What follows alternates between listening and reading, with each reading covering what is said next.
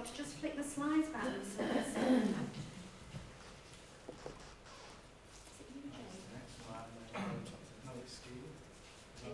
oh, it's Jeff.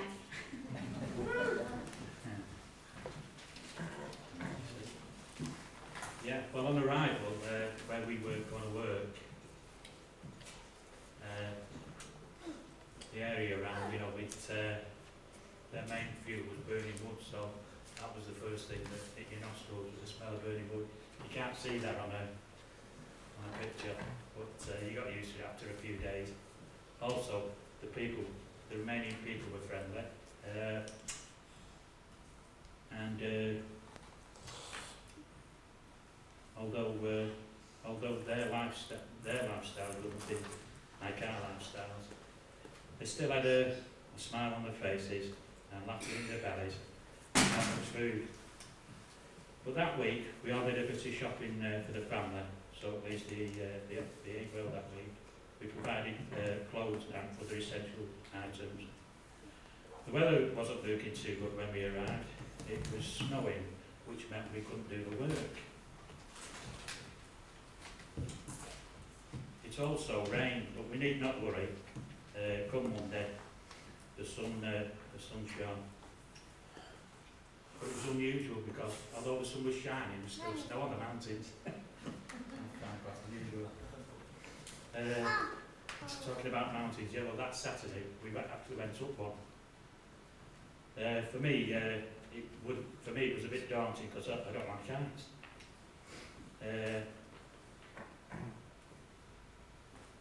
But this doesn't sound like much, does it? So let's start at the beginning.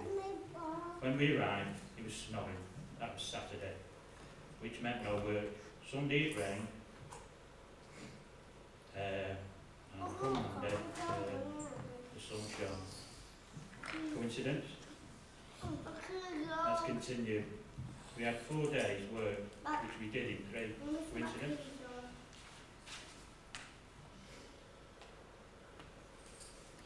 That was Monday to Wednesday. Glorious sunshine. Thursday, poured down with rain. Coincidence? That should have been our last working day. Coincidence?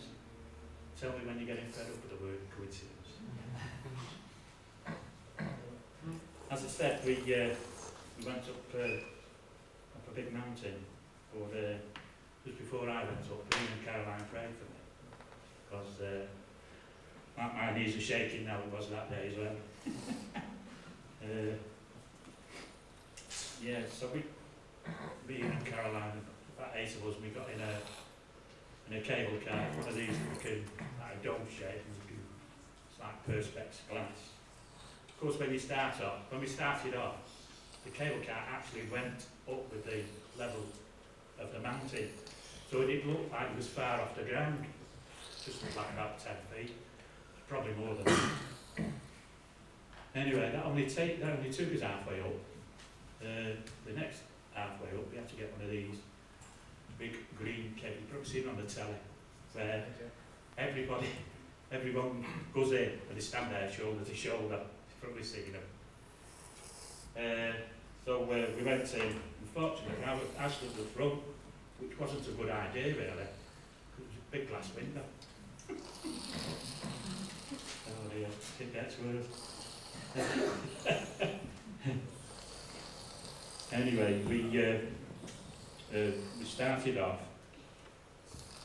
and as you go past the, well actually, in this particular cable car, the mountain disappeared. It was just, oh God, and I was at the front. We came to the pylons, and when the cable car went past the pylons, it came into a dip. So, 1,000 feet mid-air, and now it's going boom, swinging in mid-air. All the kids were going, wow, wicked, which is good. But not for me. And there's Ian at the back, reassuring me. Oh, dear me. And Ian told it.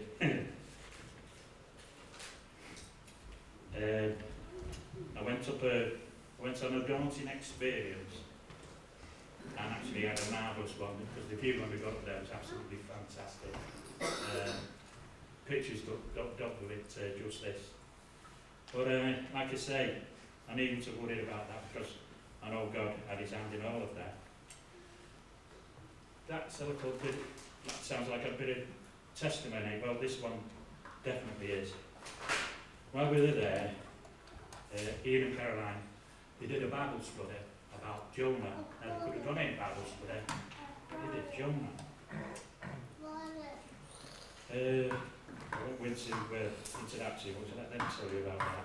As you all know, my daughter Susan was taken out. She was rushed into Warrington Hospital with kidney failure. Which Joe's told me about that Tuesday night. She knew Monday, but she wouldn't tell me Monday. She told me Tuesday night, and she was on one end of the phone crying, and I was on the other end of this Skype. Satellite telephone link, and I was blubbering away on the other end. Anyway, she said, you know, she said, oh, come on, she said, no, stay. She said, she's in the best place, there's nothing you can do for her, she said, stay there. So I did.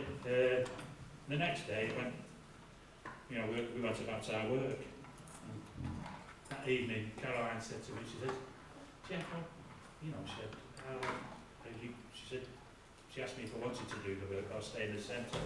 I said I'd do the work because I didn't want to ponder about it in the centre.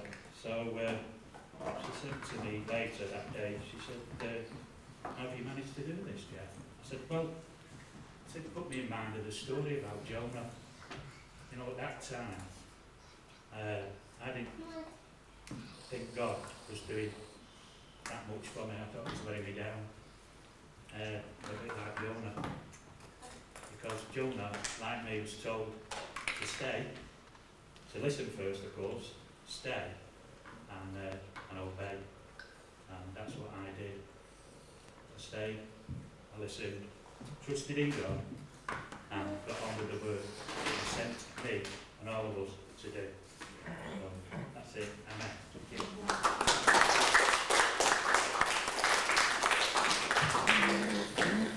Howdy, Romania. We were privileged. We got the opportunity of going and seeing how their services are done. And I tip my hat to these lot behind here, because in their service they had 3 lots of nationalities. They had us lot, so they had to talk westy. They had the Romanians, obviously, and they also had some Koreans. And I found it absolutely fantastic the way that they actually managed to be able to run the service over these, you know, having 3 lots of different languages having to put up with. They had Lizzie got the pastor. He was an American fella, came down.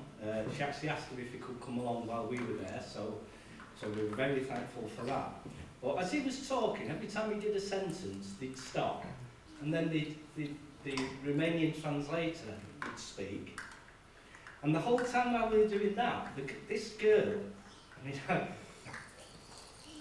the girl was the husband of the American fella, and what she did was she did all the music. As soon as the worship time was over, she went down and she got onto a computer and she actually typed word for word everything that the preacher was preaching. And on the Google program that she had, it actually translated it into Korean. And she's typing away like that. He's preaching, and every 5 minutes or so he stops and it was being translated. And I was absolutely fascinated. But obviously it made it a bit disjointed, so thankful to these lot, they actually lasted the whole of the service. I thought it was brilliant. There was no mithering about it going on. When we left Lizzie, she said that this was a short service. Apparently they can go on for quite a while. She actually went to one of the churches, one of the traditional churches, that apparently goes on for about between 4 and 5 hours on a Saturday day. They do one in Romanian apparently, then they do one in English. Sometimes they do one with interpretation and then you stay. And so actually, we were sharing with Lizzie that you know, she was very happy about this church. She's learnt a lot from this church. She's really being spiritually fed by this church, and she's also giving to this church. So it wasn't just that if we went to a church, we went to Lizzie's church, and it was lovely to see how well that she was taken when she came in. So if Lizzie ever shares about the church, that's the church that she goes to. And Caroline got up and she shared a bit about West.